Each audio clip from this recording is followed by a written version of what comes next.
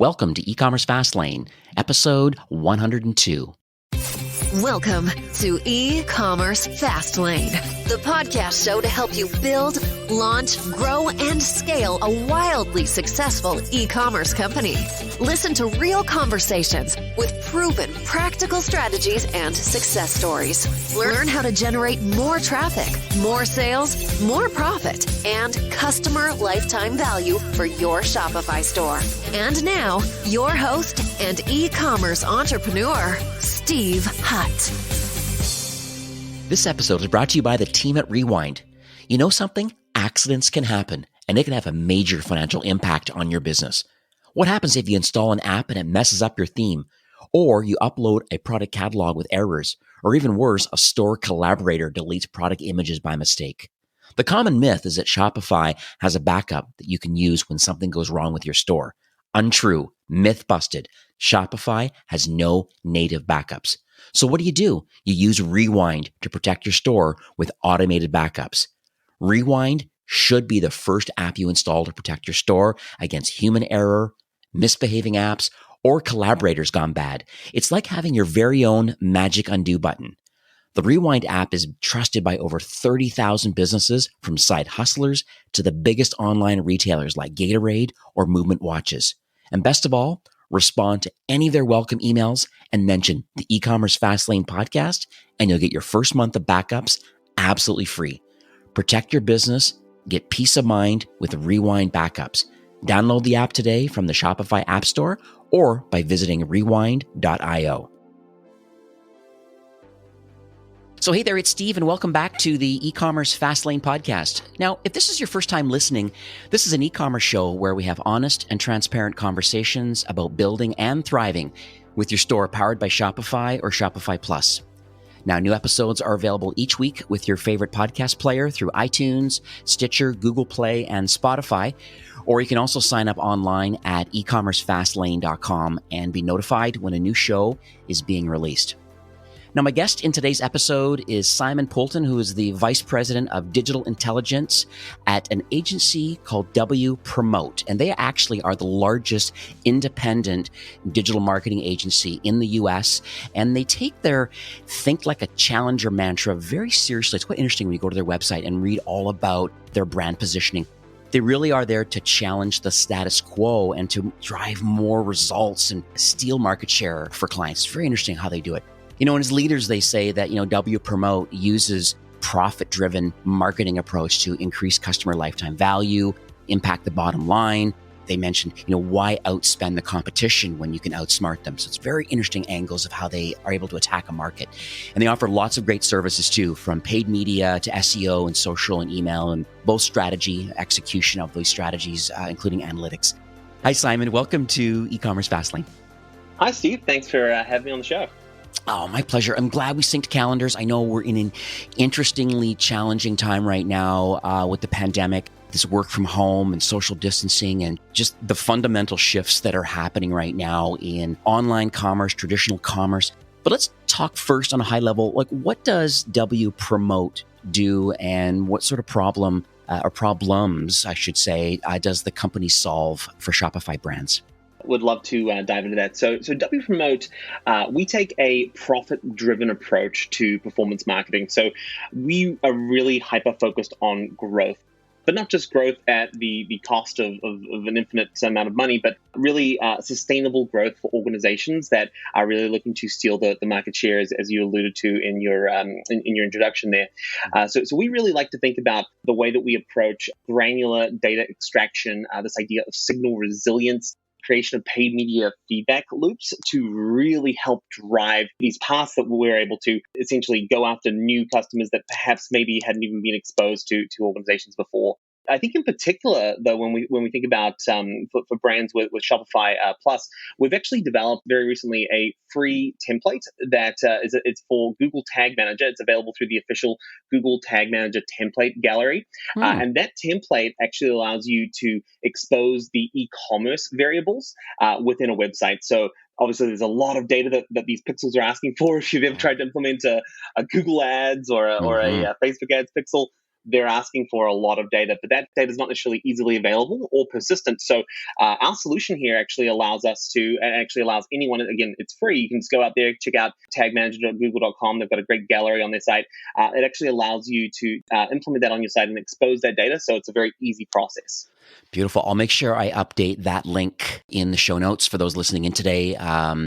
Makes sense to grab that template, especially if you're a Shopify Plus merchant, and get that added on. So let's dig into a little bit of the founder's journey. I'm always fascinated about why, in this case, agencies, like why they build what they build. Why do they choose to solve these sort of problems of commerce merchants? And are you able to share maybe what you believe uniquely positions the founding team, I guess, in two parts? Like, number one, to have the desire, and number two, to have the expertise to create this marketing agency? Wpromote was founded by a gentleman named Mike Mothner.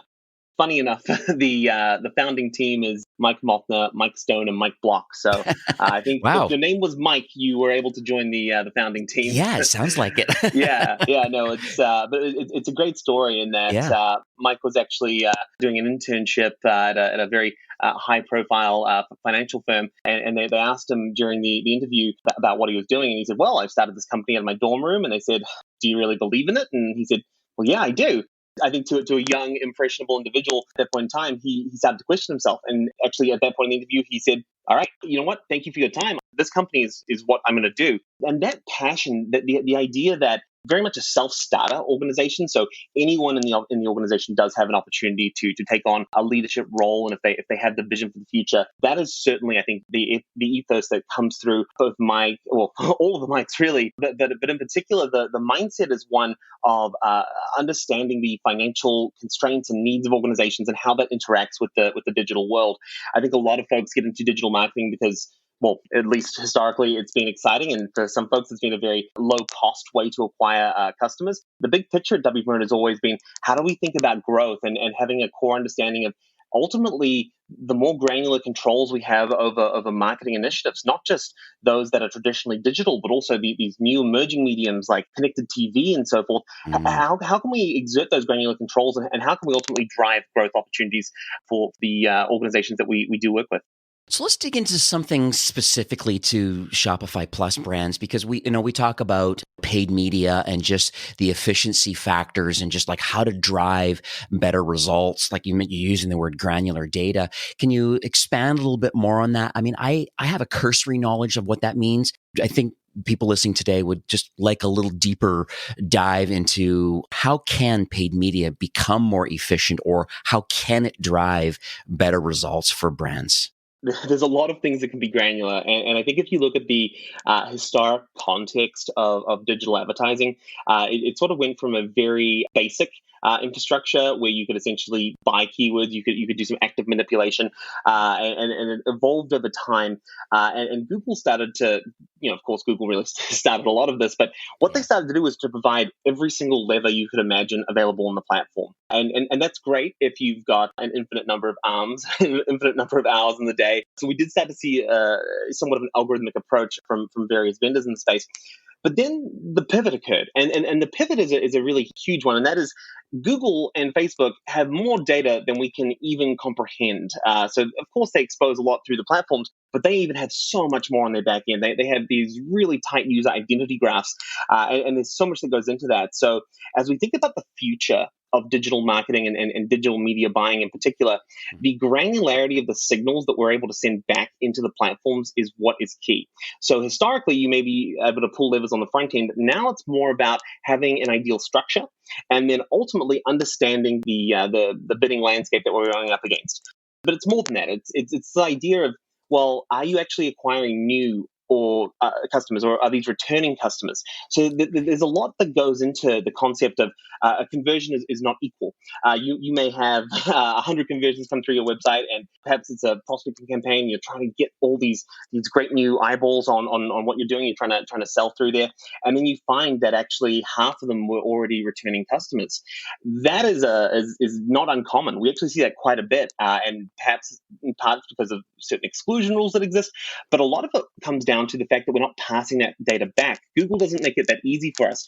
So when we think about this idea of splitting the pixel. There's a lot of value in that concept. This idea that I would like to send two different conversion goals: one for new customers, one for returning customers. And I'd even like to take it a step further. Every customer that perhaps you have a customer that comes through and they spend $150. That's great. You're excited. And another customer comes through and they also spend $150. There are differences between these customers. We talk a lot about lifetime value and this idea Right. that there's a big difference between new and returning, but there's a big difference even on the type of products that are being purchased and the relative gross margin. I think these are things that in the mind of a lot of digital marketers, they can forget at times, and they really look at the bottom line and go, hooray, we drove $1,000 in revenue. But Yeah. Yeah. if your margin is razor thin on that, then you may need to sell 10,000 to make back the cost of doing business. And Right. and I said, I think that's an area where we want to get more granular too. So one thing that we do with our clients is allow for lookup tables to exist at the SKU level with their margin data and the cost and then price that's being paid by consumers. So obviously you may have variability during sales periods. You may have variability at different times of the year or even in different states. And that is really important context. It's important context that we talk about, and it's very hard to do this just manually as a human to work it out. But when you can send the signal back and say, okay, yes, it's $150 revenue, but the gross profit on this was $40. That is the signal that we want to send back, because the future is what we want to optimize toward. We want to find more of the new customers with a high return for us, not just a high revenue. And I think that's where the next generation of digital marketing is going to be focused, is on the granularity of the signals we send back to the machines.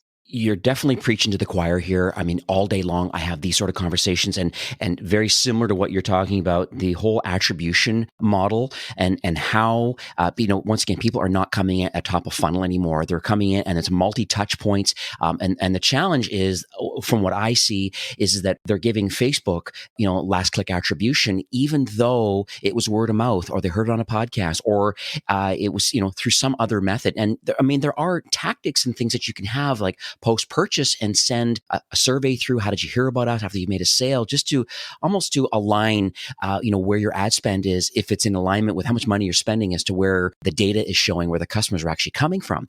But so that just more validates or invalidates where you believe your spend is.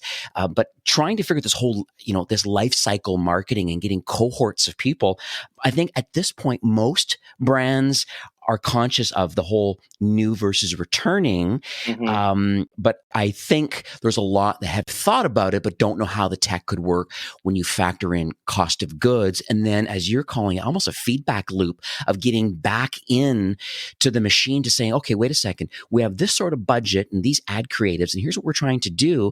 But that's all relevant based on the profitability. I think that's really interesting way of looking at it. And you're the first agency partner that's actually paused for a moment and actually shared that sort of intel. I appreciate the fact that we're, I think, driving this narrative forward.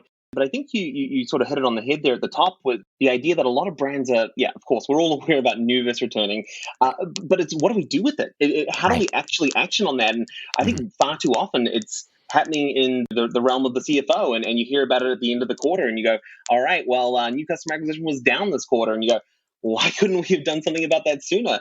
There's huge opportunities. I think especially now with the disruption that we're seeing out there in the world, certain brands turning off and turning back on, and in terms of their paid media, there's a lot of opportunity out there for going after new, but also just to better understand how your attention is shaped, and really having an understanding of, well, what will you pay for a new customer versus what will you pay for a returning customer? And it can't just be at the point of being the blended average. We actually have to know within the platform, and then we have to set these targets, because that's how we can best optimize these platforms. And I think a lot of folks do have bad experiences with the machine learning aspects of Google, and they, you hear these horror stories, right, where people will say, yeah, I set my budget for $10 and it spent $100. I don't know how this happens. And, and it's terrifying, quite honestly. But when you actually when you stop to think, and I'm very fortunate that I've got a fantastic team of data scientists that I work with, but when you stop and think and you talk through the concept with them, it makes sense. It's learning.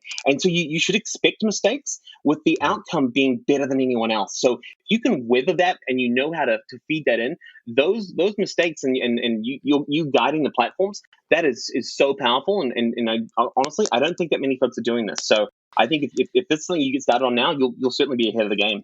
Another challenge I find too is brands that are in the subscription market. I have some in the subscription box market, in supplements, in the wine business, recurring revenues. And that's obviously the holy grail of commerce, and just the anticipation of that revenue and just lifetime value that comes out of that. How does Wpromote look at subscription companies as a whole, as far as, is it the exact same method again of a feedback loop, profitability, or do you consider lifetime value? Do you or do you think about the churn rate and how to reactivate people that are at risk now? Just would love to hear your feedback on how you manage these subscription companies. So I think with the subscription companies in particular, there's a lot of variance that does exist for the brands that have a month-to-month subscription. Of course, when we think about this month-to-month subscription, that's certainly very much the most in vogue business model, and it's a great one to get to if you can acquire someone and just have this recurring tap of revenue come through. Certainly, we think about this in definitely the angle of lifetime value. We utilize Peter Fader's buy till you die model for our prediction, for our lifetime value predictions, which we find to be very, very accurate, and it has been very helpful for a number of our clients. But the thought of the feedback loop there is a very key one. And actually, what we do look to do is when we have that recurring revenue, we do look to ingest that back into the platforms as well as a secondary revenue point. So ultimately, what we're doing is not just looking at the audiences, but we're also integrating the actual revenue that we are seeing from them.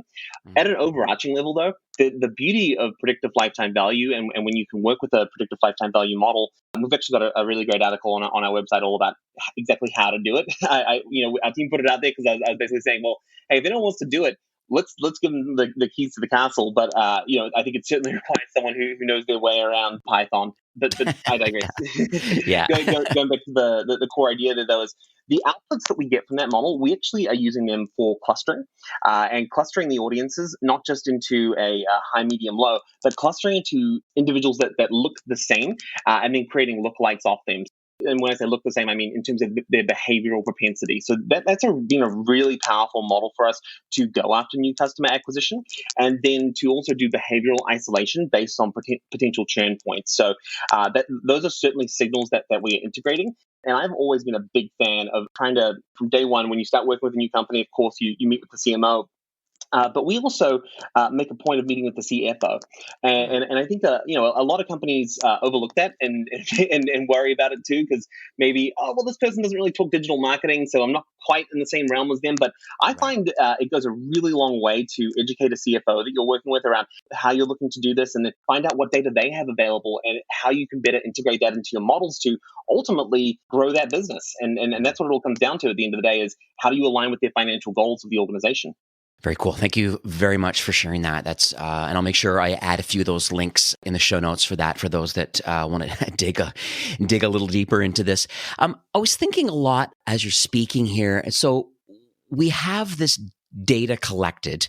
We have all about the customers and the website users and their experience and stuff like that. What sort of things can brands do once they have this data about the customers and they understand maybe how they're interacting with the website? How does Wpromote want to use that data now? That's a great question. I think that actually aligns very closely with this idea of predicted lifetime value cohorts. But certainly, what do you do when you have those? There's the one path of taking them and adding them to the platform, but there's also an enrichment path. And I think you'd be surprised by the ability to enrich data that does exist out there, even for very small brands. There's a number of platforms. The Trade Desk, for example, is one where you can port your audiences in via LiveRamp, as long as you have at least 1,000 people in that audience, and they'll give you some insights on that audience. So demographic insights, some psychographic insights, a lot of things you can get from there. I think after the 2016 elections, we saw a lot of these things start to get very restricted, and I'm certainly an advocate for more privacy there. But there's something to be said for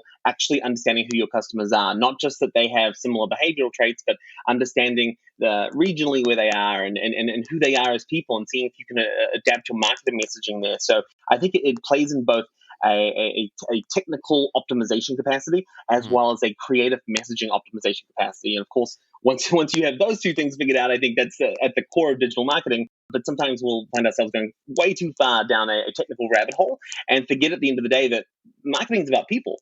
And you can reach, I can reach anyone I want right now, but if I've got nothing of value to say to them or to engage them, that's not very helpful. Right. It's a good pivot because I'm thinking also now about just analytics and just some of the challenges that can come with analytics in general. Literally, I would say a few times a month, I have brands asking me, even though they have e-commerce tracking turned on or they're running Google Tag Manager, they still find, especially in subscription sites, they feel they have to have other apps and different things trying to sync over different. It is quite a cluster. And so I would love, since you deal with so many brands, I would just love to hear what sort of common problems that you see, and then are there solutions and workarounds and resources that people could, either have Wpromote help them with, and or resources where people can go and do a more of a self-serve model or audit of their analytics?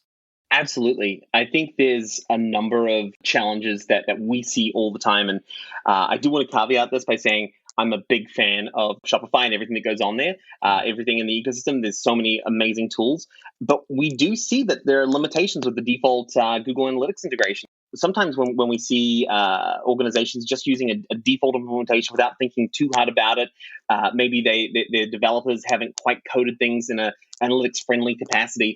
What we end up seeing is they will run into issues sometimes with duplicate transaction tracking. That is not uncommon. In fact, we've seen it up to 20% on some websites. So you end up seeing they grossly inflate their numbers within their analytics platform, and then you look at the back end and you're like, that's not what happened. Certainly, when sometimes we'll see a misalignment of revenue variables. This is particularly true if there are perhaps state-specific taxes on certain websites, where maybe it bumps down one line and that changes how variables get picked up. Right. It's not that machines are not intelligent, but it's that they do exactly what we tell them to do. So when you say look at the fourth line, it's always going to look at the fourth line. Further, I'd say that we're also seeing a lot of issues out there with PII, this idea of personal identifiable information being tracked. That is going to be a very, very big topic moving forward. I'm certainly concerned about the number of brands I'm seeing that violate both GDPR and CCPA, as well as any of the ones that are coming down the road. There's a lot of things we need to consider there when it comes to the exposure of that information. At its core, I think having a fundamental understanding of event tracking, what are you looking to actually understand about users on your website? It's not just that they enter your website and then they purchase or they don't. There's a lot more that happens in there. It's quite honestly amazing how many people don't even use their own website and aren't aware of some of the issues that they are facing. But we even implement things like 404 trackers, which are incredibly helpful. A URL is shared word of mouth, even perhaps on a podcast or on the radio, and we're relying on the user there to actually type that in accurately. That doesn't always happen, and you can see a lot of 404s come through there, and that's heartbreaking because you think, you've done so much work to get these people here. They're an engaged audience, and then you give them nothing. And if you don't have analytics in place to actually track that and understand this is happening, you'll never know. There's no one going around going 404s are happening everywhere. I think if you ask the average website owner right now how many 404s happen per day on your website, they'd have no idea. It's a very simple thing to track, but it is also something that is not necessarily within the scope of what you think about in day-to-day business. So I would absolutely recommend for anyone who's looking to get deeper into this there's a self-learning route if you're interested. And I think analytics impacts not just digital marketing, but all aspects of business. But then there's also organizations like ourselves and many others out there that really focus on taking a structured approach to, one, understanding your business goals, two, understanding the architecture of what actually needs to be implemented, and then three, actually doing the implementation. So you're not just reporting analytics in one place, but you're also echoing the same analytics, the same tracking solutions across your paid media pixels. So we talked about conversion granularity before, but there's so much more to this in terms of understanding view content granularity. There's a lot of behavioral traits, understanding when people are having trouble with forms on your website. Those should still be noted as conversion points, not necessarily to optimize toward, but to understand the roadblocks that you're putting in front of these folks who are very excited to try and transact on your website. I don't think there's any greater sin when you own a website than having a poor checkout experience, because you've already got people going, this is the product I want, I'm ready to go, let's do this. And then you get to the checkout experience and they go, well, it wasn't designed for mobile device. And Right. that's Yeah. that's $100 out the door right away. Yeah, it kind of reminds me. I tell a lot of the brands that I manage trying to understand the customer journey through the website. The analytics is one side of it, but the actual customer live on the website, you're wondering why they're dropping off, Yeah. and there's lots of things that it can be. I highly recommend people to at least try Hotjar or Full Story as a Hmm. solution. I'll put these links in the show notes. There's some free solutions available right there for some session tracking, like recordings, even rage clicks on things that just aren't working correctly. Just Yeah. overall the user experience. It's really, really shocking what you actually get to see. I know Full Story's got a plan like 1,000 recordings per month for free. It's an absolute no-brainer. Or if you are concerned about your conversion rate or your lifetime value or just the overall digital journey of your customers, as soon as they land on inside pages, you'd be shocked more than maybe the homepage. And then how do they flow through the website? This is one way of really visually following the customer along. It almost seems creepy, but at the end of the day, it really does help you see what other people are doing live on your website, and it really can help. Yeah, absolutely. And we've got a number of our clients that actually use multiple of the solutions that you just referenced. I even think one that's great is usertesting.com, just because you can go and Yes. have a real user go through your website and just tell you, hey, I don't know where to click. And you may think that clicking the add to cart button is the easiest thing in the world, but then you find out that they weren't expecting a cart option. They were expecting a actual word that says add to cart. You can never make a website that'll satisfy everyone, but you can certainly optimize those experiences. And I think these begin with, yes, talking about, well, how people are using it. And then from there, well, let's track those interactions. So it's really utilizing this, I think, qualitative insight to start generating quantitative insight. And then from there, understand if you're actually able to optimize against it. Right. You got it. So, Simon, this show has a diverse range of listeners, and I'm sure you can appreciate that. I mean, Shopify core brands, there's probably 1 million of them, and there's 6 or more thousand brands that make their home on Shopify Plus. And so those brands that are in the early stage, it's probably a side hustle. And, they probably are still working 9 to 5 doing their thing, but they are selling product and things are starting to get some traction in the market. From your angle and from what you see, what sort of advice would you give these early stage entrepreneurs?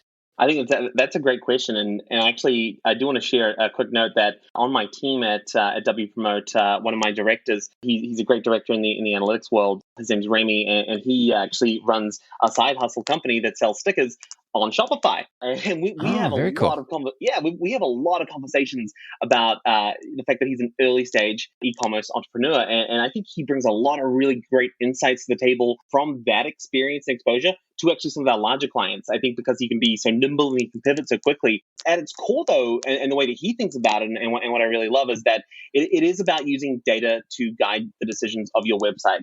I think far too often we fall into the trap of saying, "Oh, I just want it to look nice."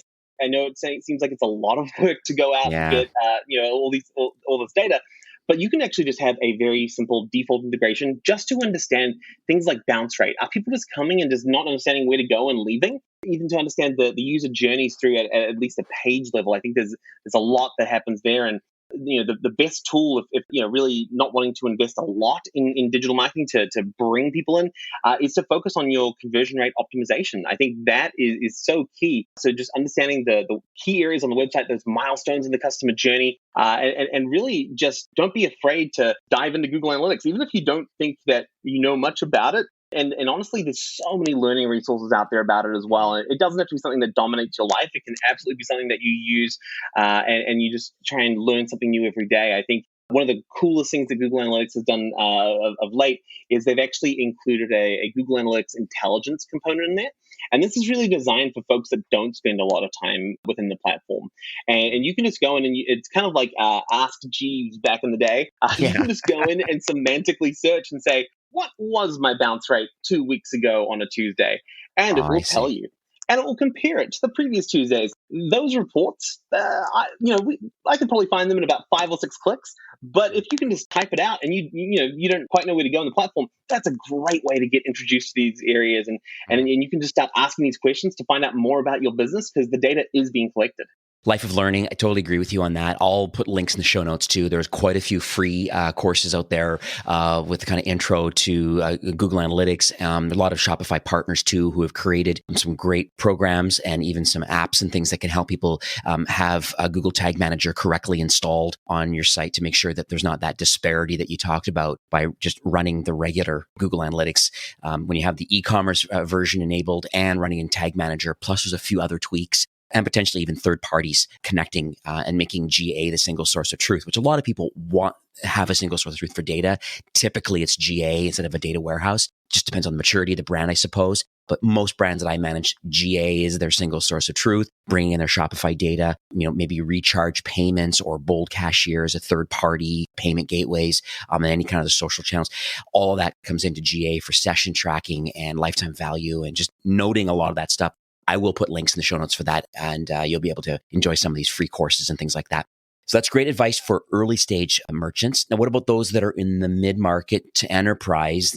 They would likely have a small team, definitely eager to grow and scale. They might be outsourcing some of their digital marketing efforts to a partner. What's kind of the best advice that you can share today, and how could that assist the CFO, the executive team, or how could that assist the marketing team? So I think a lot of these organizations, and I know the ones you're talking about very well, they're scaling and they're been growing from being very small and they're growing rapidly. They may have no time. The nature of organizations growing, we always think, they're just loading on lots of people. And it actually might just be that the same person who was doing everything before is now doing 3 or 4 different jobs. That's a very big challenge. But I always like to think about the idea that best time to plant a tree was yesterday. 10 years ago even. The second best time is today. And I think we should take that approach to data. So data collection for the future. Even if we don't think that we have time for these things, it's worthwhile to take a break and just think, in 5 years' time, what is going to be the competitive edge of my business? And really, it's going to be, there's a few things, but they all come back to data. The nature of audience targeting, understanding the scope of personalization, understanding even future product demands. A lot of these coming through data. And while you can provide surveys and get this other qualitative data through, oftentimes folks don't actually know what they want. They show it through their behavior more so than what they actually say. And I think that's very interesting. So we talk a lot about this idea of the 360-degree view of customers. There's a lot of increasing acquisition costs out there around going after new folks. So we want to be very targeted with that. And I think one of the best things you can do right now would be to look into CDP options, custom data platforms. I think that there's a lot of opportunity there. And really just make sure you've got your data housekeeping in check. If you've always been complaining about, hey, Google Analytics, we kind of use it. I don't know how much I trust it. That is not acceptable 5 years from now, right? It's barely acceptable today, but 5 years from now, if you don't have data, you don't have an understanding of the business, and you'll be disrupted so easily. Not like the past where I think you can just have a great product and they will come. You really have to be very actively seeking out these individuals, because we do have such a globalized way we look at these things. And really the data is at the heart of it, and making sure that it's clean, it's available, and most importantly, that it is thinking about the future and how scalable it can be. So making sure you've got a great customer database and a great web analytics stack. Those are the 2 big things you need to focus on. I will also add a few more links into the show notes for that sort of stuff, just to kind of dig a little deeper, because we could probably go off on a tangent and chat for an hour about customer data platforms and maybe the benefits. And it's another whole interesting topic for another day for sure. So let's talk about the future for Wpromote. You are the major player in the marketplace in North America for digital marketing, and like I said, you spread across a lot of verticals and a lot of talent in your team. Can you share maybe some North Star, any highlights for 2020 in light of COVID potentially, and how you believe that the brand is continuing to innovate based on kind of this new normal now? So I think we're actually seeing 2 clusters of, or maybe even 3, but two big ones, 2 clusters of clients. One group are the folks who are really feeling the pain of COVID. Of course, we work with a few airlines, a lot of folks in the hospitality space. We really want to make sure that we are supporting them and finding innovative, creative, low-cost ways to support their business. So even though we as an agency, we've got a core focus on driving acquisition and growth at scale, a lot of it needs to also come back to how do we be smart about the tactics we're employing. Of course, we certainly want to support those folks. On the other side of the coin are a lot of brands and companies and industries that previously had not thought that there was going to be that much disruption. Maybe they thought, okay, it will come. There'll be a natural disruptive curve here. We'll be prepared for it. I don't think anyone was prepared for this. And I think we're likely to see a lot more disruption come through in the nature of both how companies are doing business and how they are meeting the consumer's needs at different times. So certainly the way we're focusing on this is finding those opportunities, finding those new companies that have opportunities here, and better understanding how our clients right now can be challenges in the new world. A lot of this comes down to our investment in our engineering team. We've also actually been hiring for our engineering team during this time. Our engineering team is continuing to grow, and we're looking to take our data science solutions to the next level. So this includes a number of tools called Wpromote data-driven attribution that relies on the Facebook Atlas graph, which is incredibly powerful. Then we apply a Shapley value DDA model. We've got anomaly detection tools, variance analysis tools. These are the kind of things that we're really building on top of. I've got this grand vision. I call it the fantasy footballification of reporting. It's this idea that each week on a Monday, you'll get your email from whichever fantasy football provider is saying, hey, your tight end did so well this week, and that was amazing, totally unexpected. If only your quarterback didn't let the team down. And that's a really interesting email, because it's not like there's someone out there writing that email to me. This is driven by machine learning. And that concept doesn't just have to reside purely within the realm of fantasy football. I think that it spans to everything we do in marketing, and in particular, finding the metrics that matter. What are the relevant metrics, and why did their variance matter to you and your business? That's the place that we are looking to get to. So that's all built on this idea of understanding variance analysis and anomaly detection. So the more that we can have structured, clean data being ingested, the better the insights and predictions we can be giving to our clients so they can stay ahead of their competitors. So, Simon, we are nearing the end of the show for today. You've shared ridiculous amounts of knowledge bombs, but any way possible that you give us some closing comments or any takeaways that to leave our listeners today? Yeah, no, I think to echo my earlier sentiments, the best time to plant that tree was 20 years ago, right? The second best time is today. That is so true in everything we do, and you'll never have time to think about your data. So you need to take a pause and think, how important is this to my business? We'll look back on this and I think we'll have a lot of regret if you don't take those actions sooner rather than later. The reality is the next generation of data processing and insight generation solutions are going to require a very strong data solution. So this has to be a strategic priority for every organization. I believe that no company is too small to invest in the fundamentals. Even just mapping the data you're collecting, or even just mapping what you want to collect in the future, knowing what value could come from this in the future, and being smart about how you're going to do it, and then determining if you need a partner to assist you along the way. There's obviously organizations like ourselves, but there are a wide variety of these companies out there that do provide analytics services. I think it's very important, though, to focus on a business-driven analytics team, not one that's just saying, oh, well, we can track that, wouldn't that be neat? But really one going, how does this align with your business goals today and tomorrow? That's the way we're looking at the future, and I'm very excited, and I certainly hope that your listeners are as well. I know they are, for sure. Certainly feedback I get each week from the shows that I produce. So how can people learn more about Wpromote? So if folks are interested in learning more about us, you can certainly check out our website, wpromote.com, spelt just like it sounds. Certainly, we've been running a number of webinars lately that you can check out on wpromote.com. But of course, we're across Facebook, Twitter, Instagram, LinkedIn, and we've got a lot of resources online. So we did speak a little bit offline before recording today, and I wonder if you could share, I guess, a listener promotion or a little benefit that you wanted to offer today. Absolutely. So I think it's going to be in the show notes. If you go down there, and it's ecommercefastlane.com/Wpromote, and you can go through there and get in touch. You'll find our form there. If you do go ahead and fill out that form, just mention that you heard about this on the E-commerce Fastlane podcast, and our team will do a free 20-point audit of your Google Analytics instance. Really, all you need to do is provide us with that access, and we can tell you at a high level, these are the things that are working, these are the things that aren't. If you're interested in working with us, great. If not, please do go somewhere else and get them fixed. I think nothing hurts my heart more than seeing bad analytics implementations. If my team fixes them, great. But if someone else can do it, that's excellent. We're just big fans of seeing good data. Well, thank you so much for offering that. Thank you for taking time out of your day today and chatting with me. I think this has been a very impactful show. It's proven, and hopefully those listening today, that you understand that it's massively important to understand your data, make sure it's accurate, make sure that you have some sort of single source of truth for your data. If your maturity is further along, you might want to consider a CDP, a customer data platform, to completely have a single source of truth for all touch points of your customer and revenue and website activity. Thank you again, Simon, for coming on the show. Thanks, Wpromote, for offering this audit. Much appreciated. Thanks, Steve. Really appreciate you having me on, and hope you have a fantastic rest of the week. This episode is brought to you by the team at Rewind. If you're a Shopify partner, join leading agencies like The Tap Room, Milk Bottle Labs, BVA, and more in the Rewind Agency Partner Program. You can earn up to $1,000 for recommending Rewind to your clients. And as I mentioned at the top of the show, if you're a merchant, feel confident and enjoy peace of mind that your store is always safe with automatic backups by Rewind. Learn more by looking up Rewind in the Shopify App Store or by visiting rewind.io.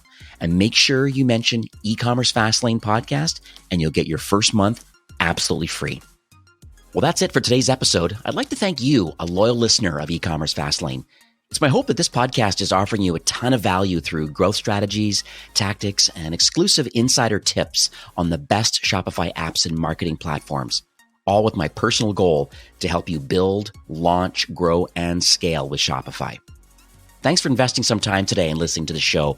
I'm so proud and excited that you have a growth mindset and are a constant learner. I truly appreciate you and your entrepreneurial journey. Enjoy the rest of the week and keep thriving with Shopify.